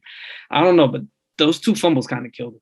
They kind of killed him. Both 1 yard liners, and your running backs lose the ball like that. That's tough. That hurts. I just don't want to overreact. I feel like we'll be seeing a lot more of this from the Broncos moving forward. Just based on go ahead. Just based on the fact that, I mean, this is a whole new system for Russell Wilson. I mean, he's with new guys that he's not really familiar with like that. You could work out with somebody in the offseason. You can be in training camp with them. But when it comes to, being out on the field in the regular season, it's a whole different ball game. And we saw that on display today. Like Courtland Sutton and Jerry Jeudy, they didn't really get targeted like that in the very first quarter, which surprised me a lot. They're really relying heavily on that tight end. I don't even know his name. He was the backup tight end too. Not even the backup, yeah. Yeah, it wasn't even the starting tight end. It was the backup tight end. And they're riding Javonte a lot more. But then, even later on in the game, I mean, he was throwing it to Sutton a little bit, but like he was throwing it up in the air for him, just trying to see if Sutton can make a play for a jump ball. And like, I mean, after Jeudy got that touchdown, I didn't really see much out of him after that. I mean, one thing for me was towards the end of the game, 4th and 1, 36 seconds left on the clock. You got 2 timeouts left. How you not gonna trust your quarterback? I think it might have been 4th and 5 though. 4th and 5, but still. Was it 4th and 5? It was 4th and 5. 4th and 5. I'm still going for it. 4th and 5. Yeah, you paid this guy $256 million. You have him on the field. That's your quarterback. 40 man. You have to seconds trust left. him. 2 timeouts. You might as well go for it. You're not The head coach came out and said Brandon McManus's limit was 64 yards because I think he hit a 64-yarder in pregame. I think that field goal might have been what, a 61-yarder? It was 64. Oh, okay, it was right on the 64. yeah, But so this- right on the money. This is a bonehead play though, man, because this guy was on the team with the Pack. I'm pretty sure Abdi was on your coaching staff when LaFleur Hackett. went for that. When Yeah, he was on the he's coaching staff when LaFleur went for offensive that coordinator. coordinator. Tampa, right? He was offense coordinator. Yeah. It's the same thing going over again. Like, you got to trust your quarterback. At this point, you take a 64 5-yard field goal and it doesn't reach the end zone. It's like, okay, we wasted a good opportunity to go for it and continue the game. He didn't trust Wilson.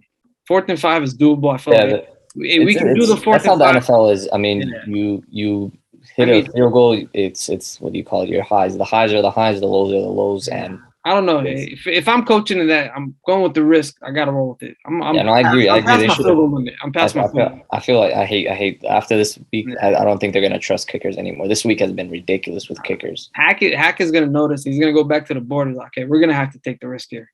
Yeah. It's win or lose from now, and that's the way you got to look at it. I think this is just a very good learning game for them. You know, first game for Russ. We all expected him. You guys expected him to go off and stuff like that, but it just didn't happen. So they'll learn from this. They'll move on from this.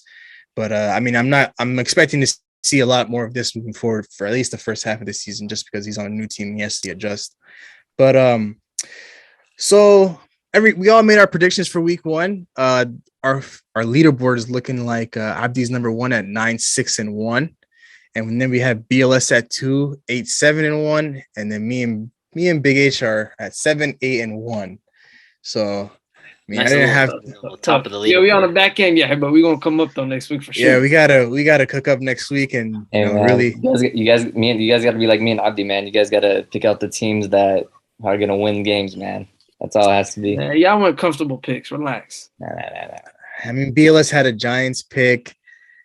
Abdi really didn't have anything. I feel like our nothing Jaguars pick crazy. should have hit, man. If the Yeah, Jaguars our Jaguars pick hurt us. That's where we lost one. Yeah, I had the Commanders, didn't I? Yeah, you had the Yeah, Commanders. you did have the Commanders, but you also had the Giants. I think that's where you kind of got that number 2 spot where you got 8 wins. But any final words, Souls, before we wrap things up? Look forward to week 2. Man, week 1, no overreactions needed. Packers are gonna be back next week. Trust it. Do you Hey, know man, Smith, baby? Just know we have a get right game next week, man. Bill Belichick and Mac Jones, man. My Steelers, man, we're going 2-0 to start the season, man. We got the Niners, man. We come in the Bay Area, you know what I'm saying? They coming to my home state, you know. I'm gonna support them. Hopefully I'll be at that game, but Geno Smith gonna take the tops off on that defense, man. Bosa and Fred Warner, good luck. They don't see what's coming from them, man.